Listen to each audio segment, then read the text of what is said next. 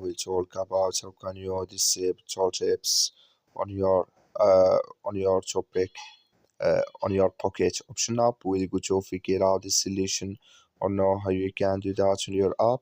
So you just follow these ways, then it's going to work with you.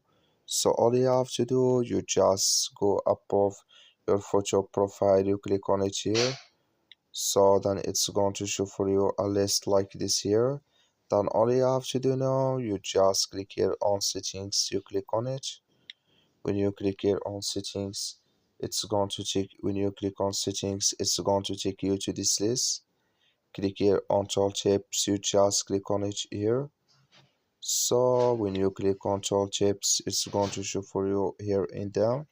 Come here to tooltips, click on it. Like you see color, it's gone. That's mean it's disabled with us now. That's all you have to do. That's all. Thank you for watching. Don't forget to support us by like and subscribe.